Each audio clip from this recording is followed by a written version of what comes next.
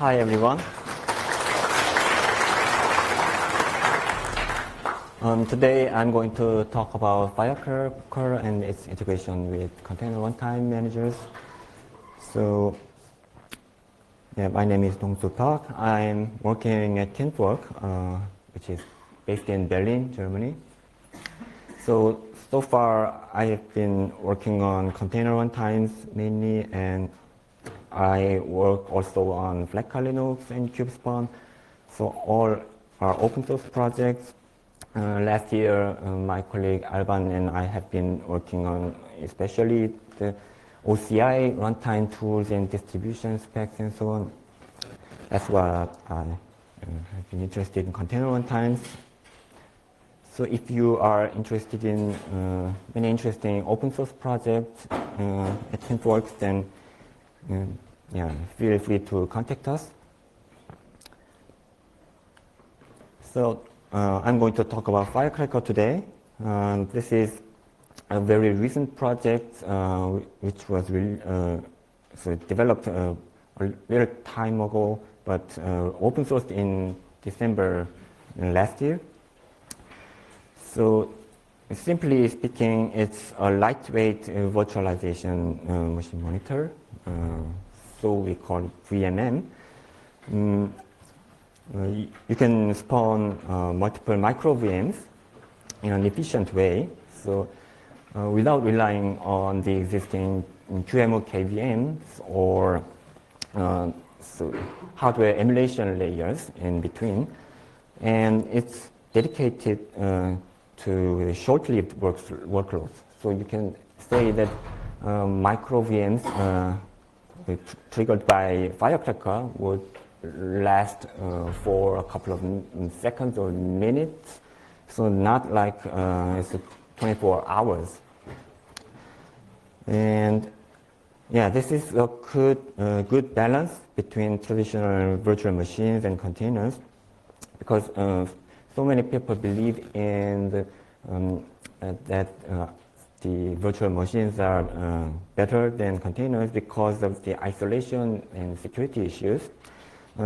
Firecracker achieves security and isolation issues by implementing jailer in itself. So you can specify a whitelist of security, system calls using seccomp, which is provided by Linux kernel itself. That's pretty cool. And so obviously Firecracker heavily makes the use of Linux KVM interface. So its interface is just exposed via native SDK. And this is implemented all in Rust. So I think the recent discussion about this is that so Amazon and Intel have been working on a shared interface, which is called Rust VMM. So yesterday there was a talk about that. Maybe I'm not expert about the Rust VMM, so you can ask one of the Rust VMM members. That's it. So this is a simple example of how you can run Firecracker and how to launch the micro VMs. So first you run Firecracker daemon without the API socket option. So you can just skip this option, omit this, and run it. Then the temp firecracker.socket will be the default Unix socket that Firecracker listens on. And after that, you can specify two very important requirements. The first one is about specifying kernel image, and the second one is about the rootfs image. So you have to prepare the two different images on your local machine, and you can you have to specify for the first one the boot source URL. For the second one, the rootfs drive/rootfs URL. The other ones are very similar to each other. And that's it. So this is a basic preparation for running Firecracker. After that, after all operations were done, you can actually start the micro VM, which is also done by this RESTful API through the Unix socket. This is instant start action.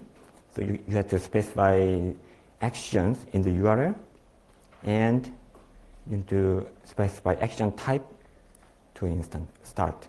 Then the micro VM will boot. I'll show this in the later demo.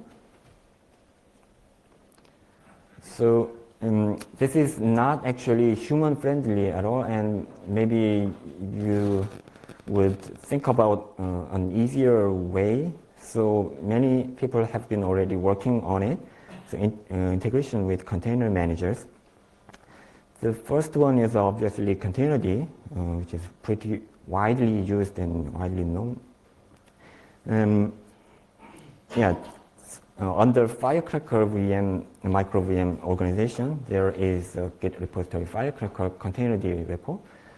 Yeah, this repository is about implementing 3 different components: agent, snapshotter, and runtime. And after that, you need to install the Containerd specific shim into your local directory. Then that will enable the Containerd to be integrated with Firecracker. And this depends on the TTRPC interface of the Containerd. So, if you are interested in, you can look into this project. And very recently, there is another attempt to integrate Kata container with Firecracker. You can visit this pull request. This is already merged, and you can use it already. And yeah, very clean implementation, and I can recommend it. And on the other hand, this heavily relies on existing Kata containers interface, like hypervisors and so on. So it's not like a lightweight approach, I would say. So I was thinking about a very simple way, how to integrate in a simple way. So Cryo would be the best approach for me. That's what I thought. So what's the Cryo? Cryo achieves both container runtime standard, which are OCI and CRI. OCI is, simply speaking, this is a spec for open container initiatives, and its reference implementation is runC. Maybe if you are running Docker in your local machine, for example, then you are already running runC, because 99% of usage is like running runC for the OCI runtime. So Cryo already implements this. And on the other hand, Kubernetes itself, Kubernetes 1.8 or newer, already has this container runtime interface, which is CRI. This is done for supporting both container runtimes, Docker and Rocket. And yeah, this is de facto standard for container runtimes, and that wants to be integrated with Kubernetes. And yeah, Cryo itself achieves the CRI, and at the same time it's relatively simple in compared to the Containerd or any other solutions. So that's what I chose to implement. And Cryo itself does not have any command line tools, so maybe the best way to install Cryo Control, another command line tool. Cryo Control is a part of Cryo Tools repo, so you can visit this repo. This provides a very simple and similar command line interface shown to users as runC or Docker. So my goal is to make a runtime add-on in Cryo for Firecracker. Currently, Cryo has a single runtime for which is V1 and should be renamed to OCI in the future. And the second approach, which is written in this pull request, which is for supporting VM-based container runtime. This is still in progress, not merged yet. But it improves internal interface of Cryo. So what I want to do is to take a similar approach as this VM-based container runtime inside Cryo. And at the same time, I'm not doing anything like connecting to the VM-based container runtime, but I'm just running Firecracker so under the scene. That's what I want to do. For doing that, I'm relying on Firecracker's Go SDK. This is also a very good and thin layer between the Firecracker itself and container runtimes or any other third-party applications. And Firecracker is written in Rust, and so I like Rust, but honestly, I'm not good at programming in Rust. So Go SDK is a very good approach solution for me. It allows me to write a third-party application using Go language, and then it's easy to be integrated with existing container runtimes because most container runtimes are written in Go. And it provides a low-level KVM functionalities in an easy way. So you can take a look at this repo. So I can show you a simple diagram. Cryo on the left side, Cryo daemon should be running with my own Firecracker runtime add-on. And on the right side, Firecracker daemon should be running in the background. So each daemon listens on its own Unix socket. So what I do is actually running cry control command line tool from my command line. Then it should connect to the Cryo's Unix socket and send specific commands to that Unix socket. Then Cryo interprets this command based on Firecracker Go SDK, then sends the commands to Firecracker backend. And Firecracker backend also listens on its own Unix socket, and whenever it receives the command, it spawns a new micro VM. So if you do this process multiple times, or 10 times, or 100 times, then the Firecracker daemon would spawn micro VMs 10 times or 100 times. So arbitrary times, you can do it as you want. Current proof of concept is available as open source. Branch is kimpwork/cryo /my branch name.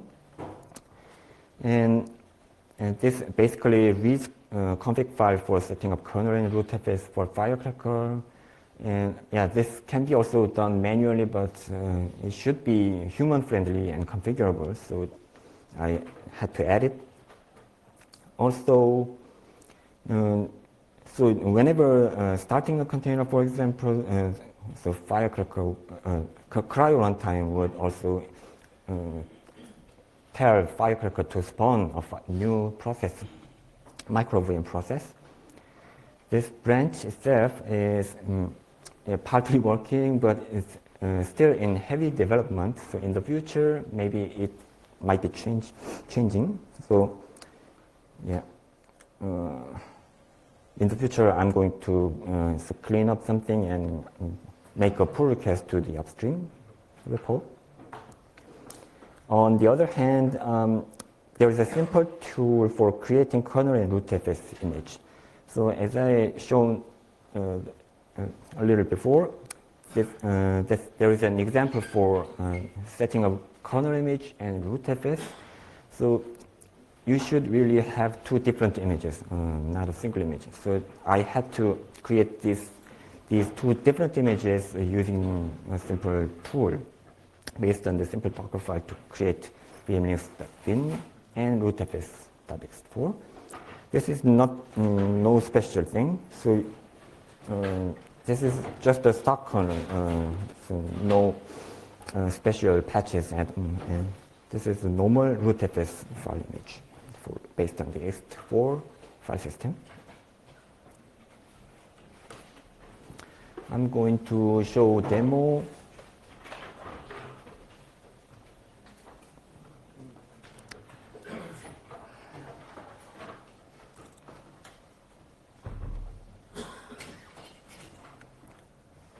Is it enough?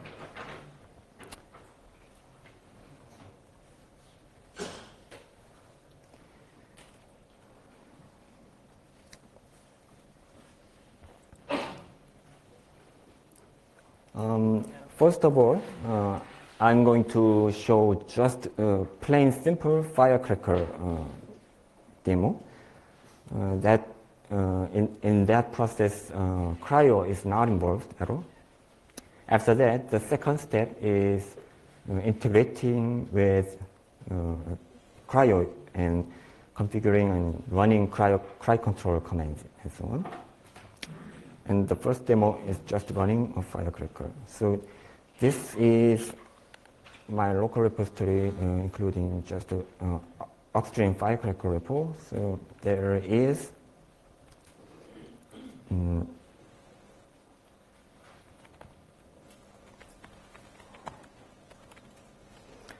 this is a binary file that I want to run, and these are two different images. One is kernel and the other one is rootfs.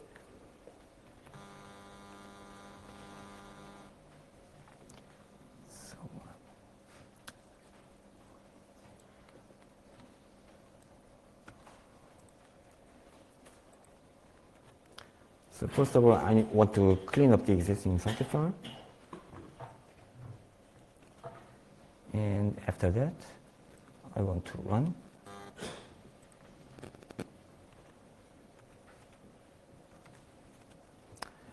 Yes, it's running. Now check if it's really running. Yes, it's running. And also,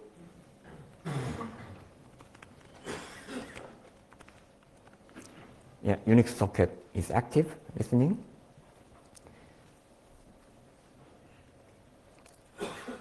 The first preparation is specifying kernel image.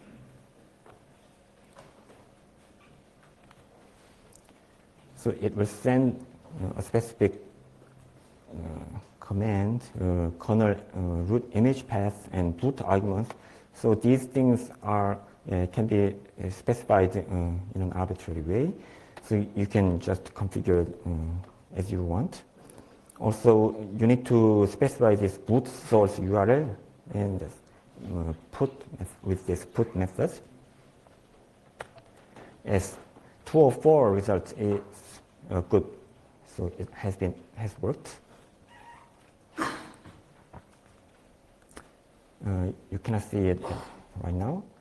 Now the second preparation is about rootfs. See.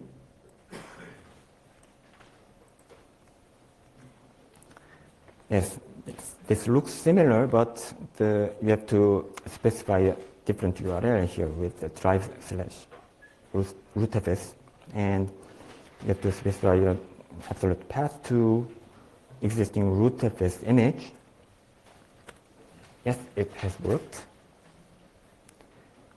Still, I'm seeing nothing. This is normal. So until I really start and send an instant start action, so you don't see anything. So until the preparations, this is just a normal process. The final step is actually sending instance start. Yeah, looks similar, but this is the URL has actions, and action type is instance start. Yes, this is normal, and you can see that now the micro VM has already booted. This is just a normal Debian unstable image. Kernel is also that one from Debian unstable. It's been booted. And you can see anything that you want. And I specified the total memory to 128 bytes, so you can see that memory usage like that. And if I just type reboot, then the micro VM would be gone, and you will not see anything. Firecracker daemon. Yeah, it's gone. Yeah, that's all. So it's a very simple example, and actually you are able to specify many other parameters. For example, second block device or another virtual net interface. I will skip this demo here, but maybe you will get the idea. Now, thanks. Second part of demo is about the integration with CRYO. So this is the CRYO repository and my custom branch, and there is a binary file, CRYO daemon. I'm going to run it with some configuration file which is predefined like that or like that.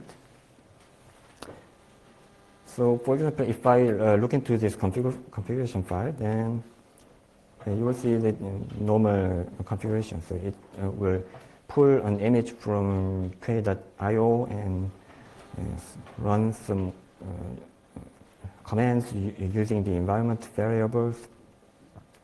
And this is just a normal CRYO config. And I'm going to run CRYO daemon. Also, on the other terminal, I'm going to send several CRY control command. First of all,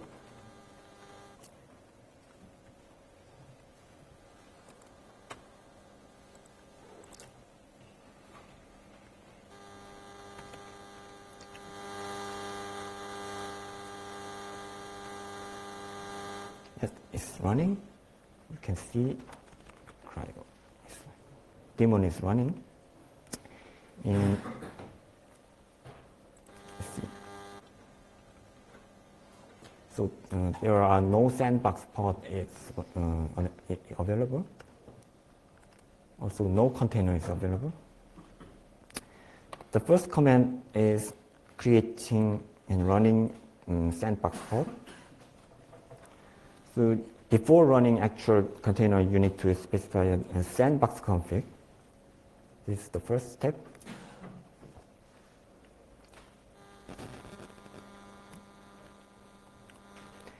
Now the pod is ready.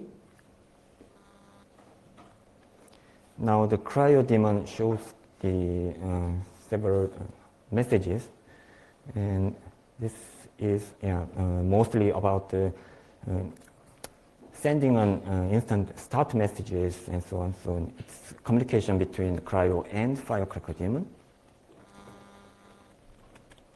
You can see Firecracker daemon is running. Also, CRYO daemon will be running. Now the second step is creating a container using that pod, sandbox pod. And what I did was actually using this existing pod ID, specify two different configs. So one is container config, and the second one is the sandbox config.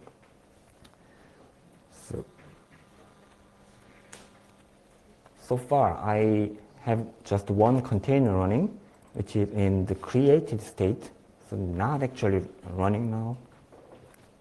But you can see also that this action was done. And with that created container, I'm going to start the container actually. It's started. I'm going to run just PS. Yeah, you can see that it's now in running state. Now cryo daemon is also saying that it has done something about this, and yeah, it got a 204 status as a response. Yes, it's that, and I'm going to stop the container first, and container, I'm going to delete the container. Yep. That has succeeded. Now you can see that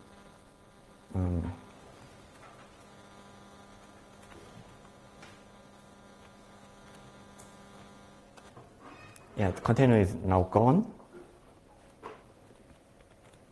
Yes, no container at all, but you can see still the pod is running, and the Firecracker daemon is only running just once because the second instance was already removed. Now I'm going to remove the pod itself again. Stop it. So it's stopped and removed. Now the pod is gone. Yeah, this is a known issue, so I'm going to figure out in the next few days. So yeah. Anyway, this should actually kill the existing Firecracker daemon. So I'm going to just remove this.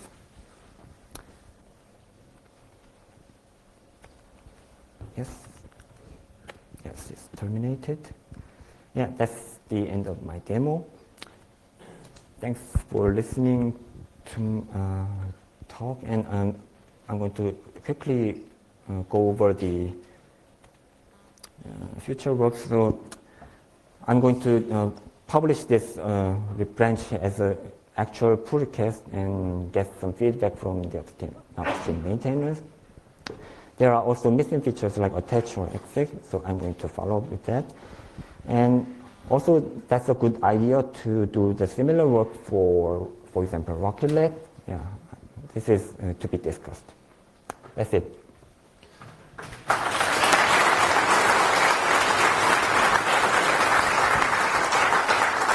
So we can do one question, and you were the first one.